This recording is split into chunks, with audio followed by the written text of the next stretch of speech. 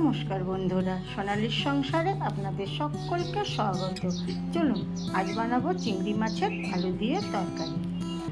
আমি এই মাছগুলো সব নিয়েছি। আজকে মাছগুলো ধুয়ে পুচে ভেজে রেখে দেবো, শুধু চিংড়ি মাছটা রান্না করব। তাই চিংড়ি মাছটাকে নুন হলুদ মাখিয়ে কড়াইয়ে তেল গরম করে আমি ভালো করে ভেজে নেব। চিংড়ি মাছটা যতক্ষণে ভাজা হবে ততক্ষণে আমি কিছুটা পেঁয়াজ কুচিয়ে নেব আর একটা আলু লম্বা করে কেটে নেব। চিংড়ি মাছগুলো ভাজা হয়ে গেলে তুলে নেব আর ওই তেলের মধ্যে সামান্য পরিমাণ চিনি দিয়ে দেবো। চিনিটা একটু লাল হয়ে এলে আমি কুচনো পেঁয়াজ দিয়ে দেবো আর পেঁয়াজটা একটু নেড়ে চেড়ে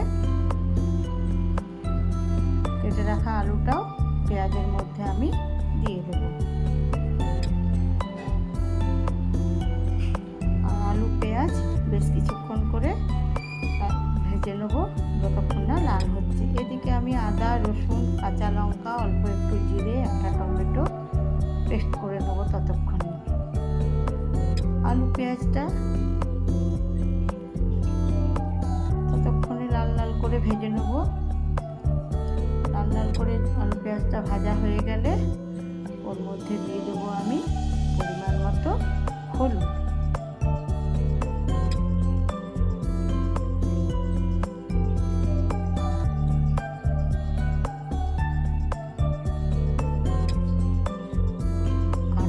স্বাদ মতো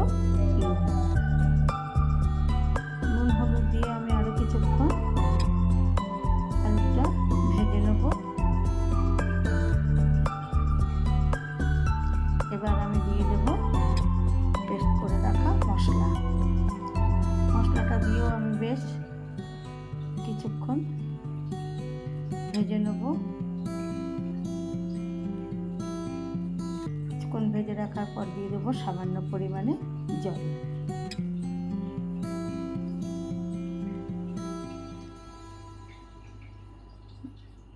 জলটা শুকিয়ে এলে দিয়ে দেবো একটা কেটে রাখা আর একটু টমেটোটা দিয়ে বেশ কিছুক্ষণ নেড়ে চেড়ে ভেজে নেবো যতক্ষণ না মশলাটার মধ্যে তেল ছাড়ছে।